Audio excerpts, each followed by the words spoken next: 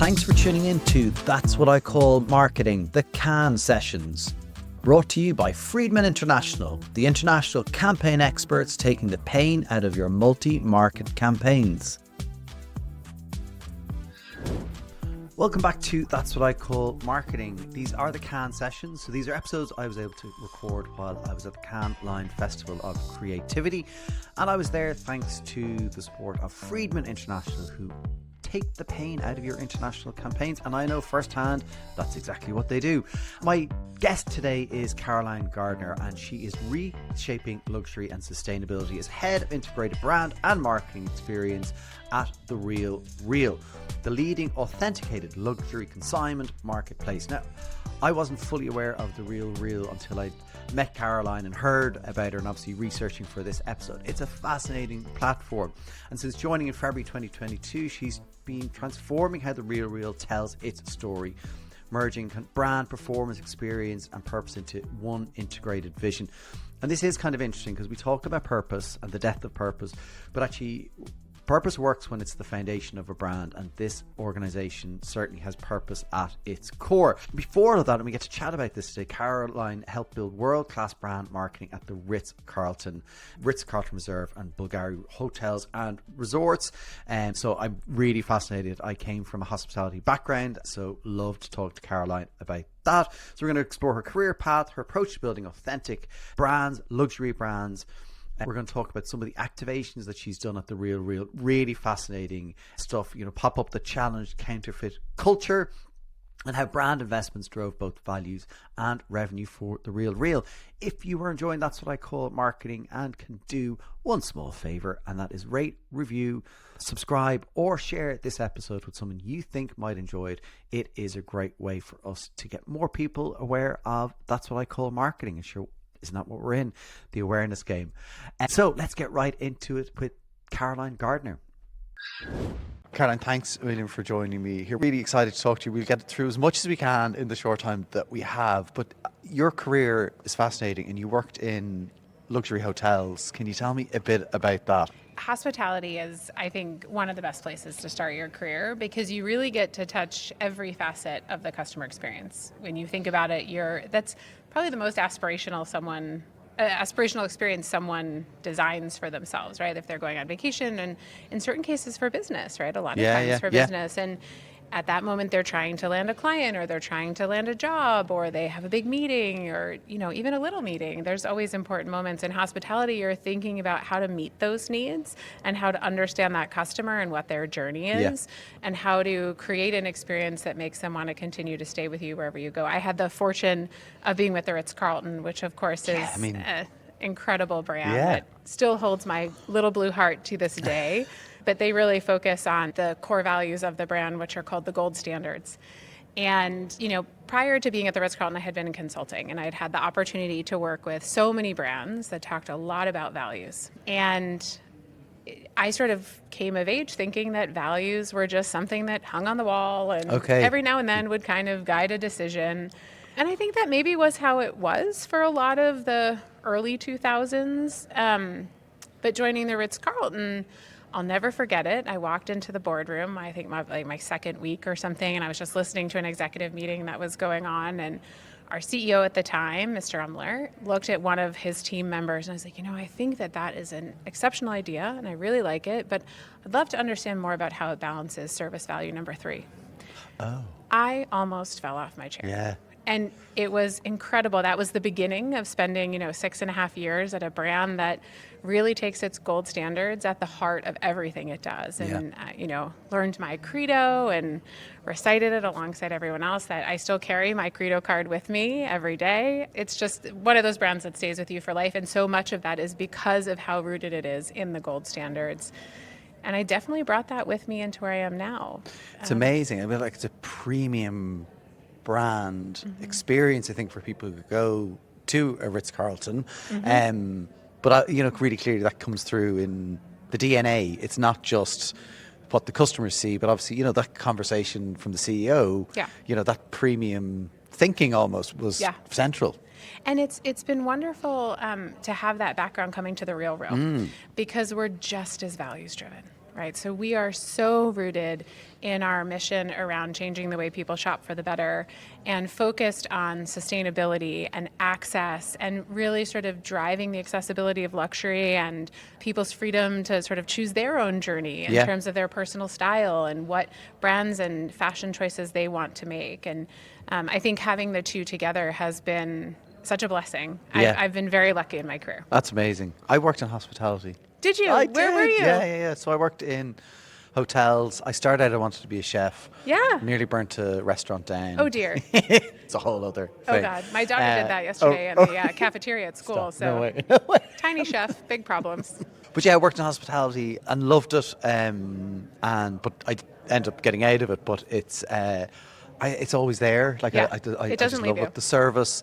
You know, I went into client services as an agency. I always feel that was because of Totally. hospitality. You know, and I loved. Sorry, I'll get onto you. But No. the problem solving. Yeah. It's Immediately. Isn't it? Yeah. Isn't it? I Yeah. loved that. Well, and the Ritz-Carlton actually owns that better than almost any other brand, right? Yeah. So the brand has a program where it really empowers its ladies and gentlemen to resolve or make a experience exceptional. And there's very little limitation on what Yeah. they can spend to do that because they just really believe that at the core of the brand. And I think it's important. Yeah, amazing. Yeah. And it's a kind of, deep customer experience. And so for people who don't know the RealReal, give me the elevator pitch. Yeah, of course. So the RealReal is the largest luxury resale, authenticated luxury resale platform. We operate predominantly in the United States.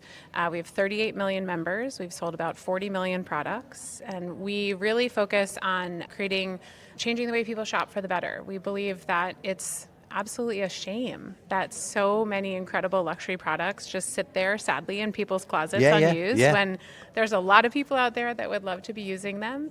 And we want to create that longer life cycle for luxury goods. And fashion is unfortunately a very wasteful industry, and we all contribute to that. Yeah, So 100%. the RealReal exists to hopefully create a dent in that problem, and every day we're scaling a little bit more. So it's good to see all the new members we're starting to acquire and get people to start thinking a little bit more consciously. You know, we've seen the luxury consumer change, and this, even when I was at Ritz-Carlton, I saw this.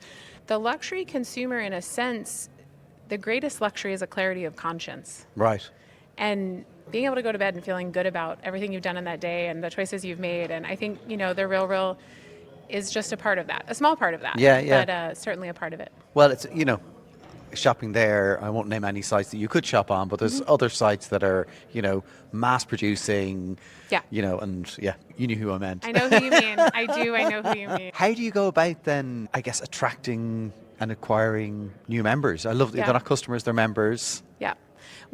So we have a really strong community, and I'm very proud to say, so we've focused a lot on our experience. For us, our consigners are very important to us. They are the core of what we do because we obviously are a supply constrained business. We're running two funnels. We're acquiring supply into the marketplace and then we're selling that into the buyers. And so consigners are critical, and we really want to make sure both our buyers and our sellers have an excellent experience when they're on the platform. So building that experience has been a big focus for the brand over the past 2 years, and making sure that everyone feels like when they come to the RealReal, they have a great luxury experience that they want to tell their friends about. That's been sort of a role for me in my career. I've always wanted to be a part of brands that you want to tell your friends about. Right. It's been my rule of thumb. And the RealReal is definitely that. Most people you'll talk to will tell you they love the RealReal. And, listen, we're not perfect, but that has been absolutely a focus for us, is building out the experience. And then to your point, in terms of actual marketing, we've focused a lot on thinking about where our community is and following there. Okay.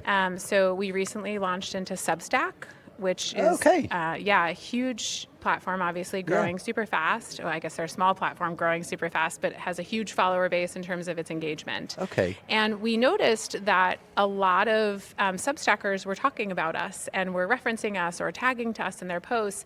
And we have a philosophy, actually, that in a sense, you really, as a brand, need to go where you're invited, right? Where your community wants to bring you in. Because I think sometimes brands really want to dictate culture. Yeah. And in fact, you've got to co-create it. Yeah. Right? You have to meet your community where they are. And that for us was a part of platform choice. It's a part of thinking about the content we create and how we engage with our consigners and buyers in every touch point.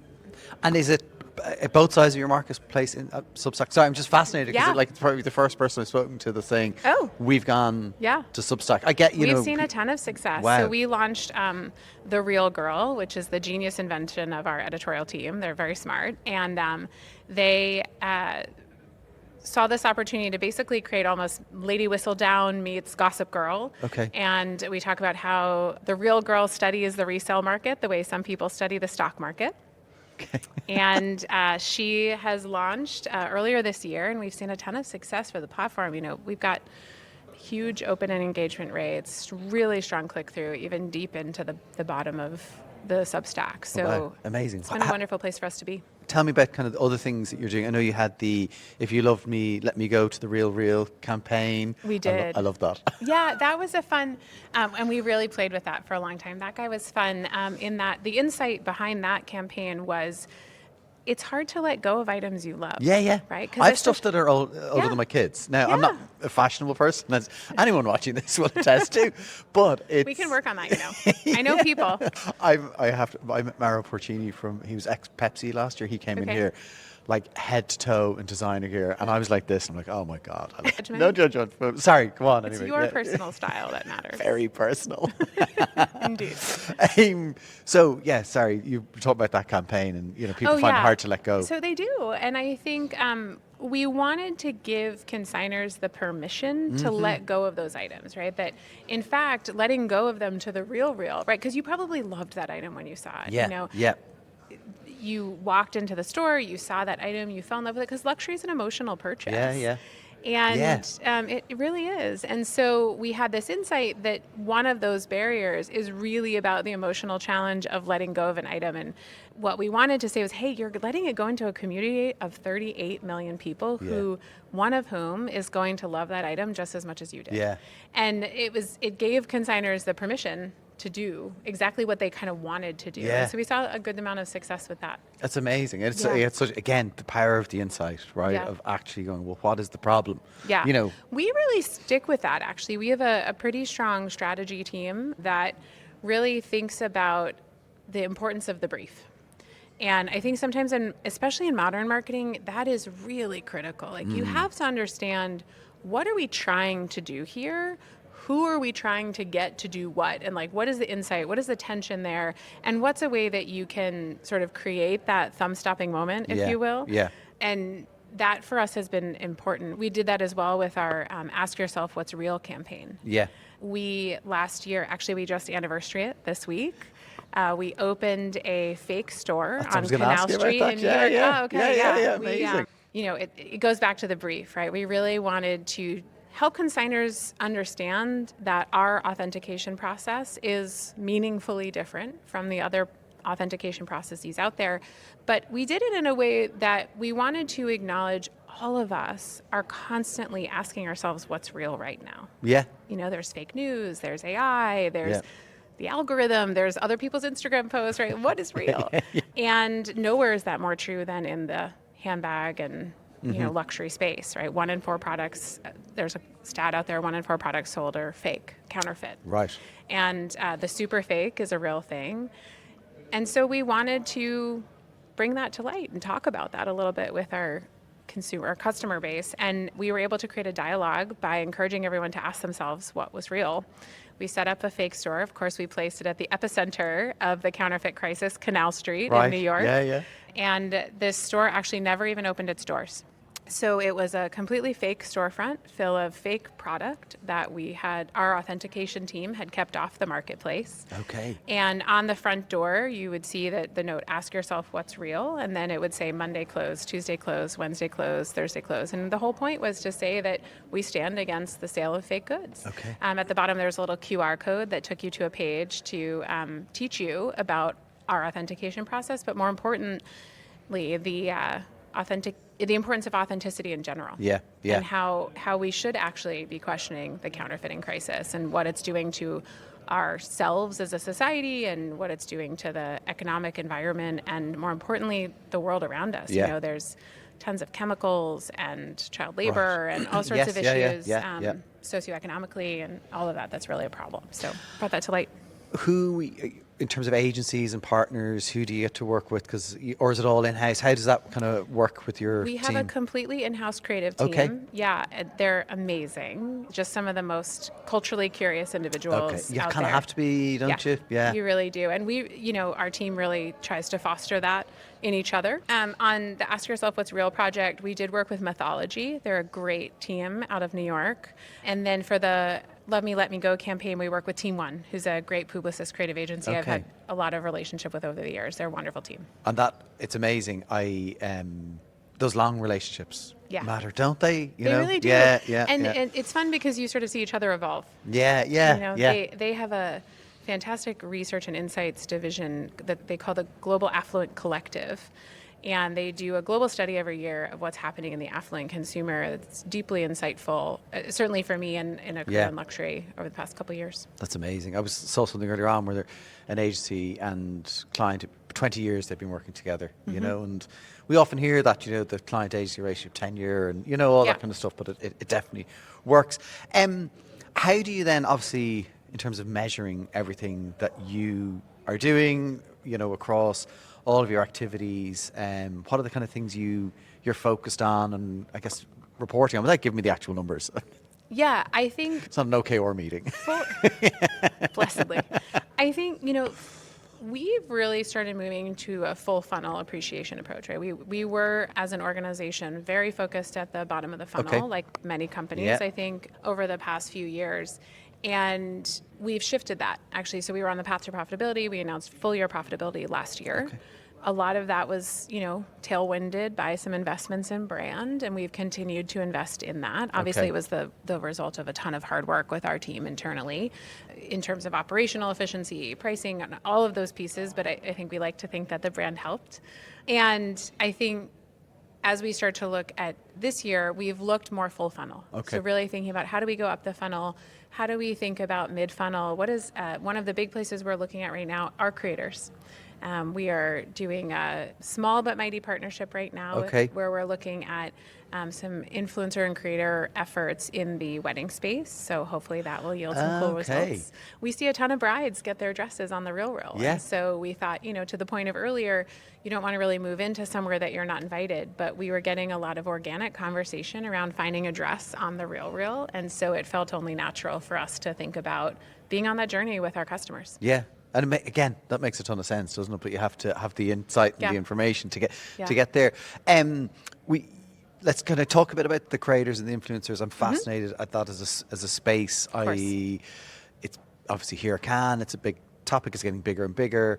How are you approaching that? Because you hear a lot of things, I think, from the creator side saying, don't over-brief us. Like, don't give us too many guardrails. Give us your problem. We know our audience, so we don't need you to tell us how to talk to them. How are you kind of engaging with creators? Are you using a platform or is it direct, and how are you briefing them? So for this, we're just giving them the problem. I think that's absolutely right in my experience with creators. They're better at talking to their audience than we are. And I think brands make a mistake when they try to go to a creator and say, here's how I want you to talk to your audience about me. Yeah. The reality is you need to brief them on you and then help them tell the story in a way that makes sense for their audience. We, the way we think about social more broadly is that our organic social is sort of entertainment driven, and it's very tightly controlled by our editorial team. It's about telling our story, and sometimes we bring creators in for sure. We love to have, content generated by our community. It's important to us that appear on our core channels, but that sort of organic element of our social strategy is very much tied to who we are as a brand. And then we really look to creators to tell our story outward in their channels, in their own way. And so to your point about the brief, a lot of that is just education. Like, hey, here's who we are, here's what we care about, here's the values. But I think sometimes it's challenging for brands to balance control. There's an instinct in brand leaders to be very controlled about how their brand is talked about, which I very much understand from my past history. But I will say we've given creators a lot of license to tell the story they want to tell because we see that shared value and we see them telling the story in a way almost better than we could to their audiences. They know their audiences better. And so it's sort of right to do that. But that has to start with you being really clear on who you are as a brand and what your core values are and what story you're trying to tell. And not in the you must say scripted sense, but hey, we want to talk about personal style. We want to talk about the importance of consignment. We want to talk about that. So that clear brief, that's not an instructive manual, but it's the same as an agency in a way, right? Like you don't want to tell your agency this is exactly what I want this either. is the output I want. Yeah, exactly, exactly. You got to kind of go on that path That's together. a very good way actually of looking at it, because I think people do feel, a creator, an influencer, that we want them to say this thing, but they don't, because it doesn't feel authentic then, No, exactly. Like, nah, and I think maybe that's why it doesn't feel challenging for us. We are so rooted in authenticity, right? Whether it's our products or who we are as a brand, we really try to always do the right thing and stand by what feels authentically appropriate for our brand and who we are. And I think that maybe leads into our agency partners and our creator partners and everybody we work with. And sticking on creators still, do you look for a balance and a mix in terms of their audience size? Because again, I've seen it where, just because they've got 1.2 or 2 or 5 million followers doesn't mean they're necessarily better than the person who's 50,000 followers, for example. Do you have a mix, or or one side or the other? You prefer people with kind of more mid or low range followings? We have a mix, you know, and from a conversion standpoint, you definitely see more engagement sometimes from the smaller creators just because you just do, right? Just like the law of averages in a way, right? But from a ROI perspective, it really depends on the creator and what they're talking about. Because I think sometimes, 1.5 million followers is a great platform to be talking about a certain brand. And then sometimes 20,000 followers or 5,000 followers is a great platform to be talking about a brand. But it really, I would say it actually has more to do with the creator than the count of followers and how trusted is that creator in the lives of their followers in terms of explaining things or products they prefer. I think some creators, there's maybe a little less trust, a lot of interest and curiosity, but a different amount of trust in exactly what's being recommended, because perhaps they recommend a lot of products or they engage with a lot of brands. And I think the more people engage with a lot of brands, which, listen, great, do it, absolutely. I just think sometimes for us, we see different ROI on that. It's not a bad ROI, it's just a different ROI. And which is great. You're obviously measuring all of these things. Can I ask you, one of the things we're certainly hearing this week and talking to others is how just kind of the search landscape is changing in terms of, AI and agentic search and agentic or agents and all that. How are you seeing that, and how are you addressing it?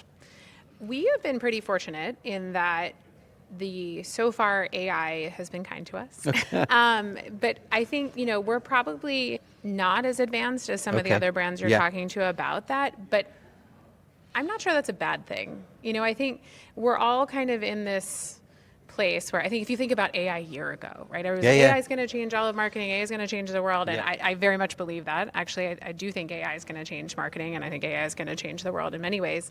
But I think for us, we really think of AI as a tool for driving effectiveness and driving efficiency. But the most important part of AI, which is different than I know AI search, but for us is like cultural fluency in your talent is almost more important than the AI, right? The AI is going to enable them to be more successful in what they're producing. And that's what's going to get you into the search. Okay. Because then it's more, again, authentic, right? Like you're talking more about your culture. You're talking about how to sort of scale your authentic voice in a way that doesn't lose your soul, right? It's just like an intelligent tool for that. Because it is happening authentically and not in it has to be this or it has to be that kind of way. It's just so interesting. Like we've seen it where I am, and just the impact of it, and certainly in the category I'm in, I do believe in 12 months' time people will be using AI agents. I mean, I already am, in fairness. Like I personally, probably ought to check on myself. Right?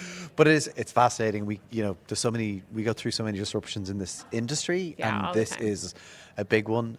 But that's fun, right? I that's think what makes so marketing too. fun. You have agree. to be agile, you have to be nimble, and you have to always be thinking about what's next and how you're going to respond to it. So I should say, of course, obviously we're thinking about it all. I just don't think I don't think anybody really knows yet. So 100%. That's and I often get asked questions. I'm like, I don't know, but here's a perspective or point of view or things that I've read or seen or heard. But I do think it goes back to, I mean, especially if you think about Reddit's role in AI search and what AI is producing, I think that goes back to delivering an incredible experience. Yeah. Like it always comes back to that in some way. Like I have to laugh, like my career obviously has been very focused on experience leading into marketing, but I do think it always comes back there. And that is so much of your brand story is how your customers experience that brand. Yeah. And if it's a positive experience, then I think AI is going to be your friend. Yeah, exactly. So the future, what's coming next? Any plans that you can talk about for the RealReal? What's growth, expansion? We just opened another new store in Summit, New Jersey last week. So excited to be present there. And I think continuing to just build out and really continue to change the way people shop. Yeah. We just see such an opportunity for people to build on their personal style and go through that journey. One of the things I was talking with a colleague earlier about here actually is I think the algorithms are almost like unintentionally, I think the RealReal is almost anti-algorithm. Not really. I said that a bit tongue-in-cheek, right? But in the sense that personal style is very much your own journey. Mm-hmm. And so if you go into our app, I think one of the reasons we see such engagement with our app from an experience perspective, people will get on, they tell us in the research, I go on the RealReal instead of social media. Because it's a lot. It's more of like your own self-actualization, right? It's you chasing your own personal style. It's you choosing your own journey. And we like that we're able to enable that. We're enabling you to find and be your best self by using our platform and finding that next fashion phase or that next thing that you get obsessed with and want to share with your friends and debate whether or not you should buy it. I think that it's more about who you are as a person, not just the product you're looking at. And that's pretty fun. That is, I should probably put up some of these rare, exclusive, that's what I call marketing t-shirts. Yeah. I'd say your authentication team would have fun. I'm sure they'd have a great time. Well, listen, thank you so much for taking the time out of your day to come and chat to me. Connor. Really, really appreciate it. Sounds great. Thanks a million. Thanks for having me. Well, what a great episode with Carolyn. Of course, the backdrop there, if you were watching, was where the press do their press meetings every day. So we managed to grab that as our backdrop, which I thought looked great. Anyway, fascinating episode. You could tell how I was really interested in the hospitality side of things. Probably not known as a fashionista, but really interesting to hear what the Real are doing and how Caroline is bringing, the brand to the fore and really thinking about that. Because when you think about the world they're operating in, how does the RealReal become a brand when it is, authentically selling and reselling for luxury brands that they don't take over? Absolutely fascinating. So really enjoyed that episode with Caroline. Not sure how many more times I can say real or really. Listen, that is it for today's episode of the Cannes Sessions. Again, thank you so much to Freeman International for their partnership. They are the ones that will take the pain out of your international campaigns. And as I've said many times, I know that firsthand. So definitely check out Freedman International if you're a global marketer or you're a marketer trying to think about global expansion. Getting them in early really helps. If you've enjoyed today's episode, please do rate, review, like, or share it with somebody else. And you can subscribe to That's What I Call Marketing so you never miss an episode again. So from me, your host, Conor Byrne, until the next time, take care. Thanks for tuning in to That's What I Call Marketing, the Cannes Sessions. Brought to you by Freedman International, the international campaign experts taking the pain out of your multi-market campaigns.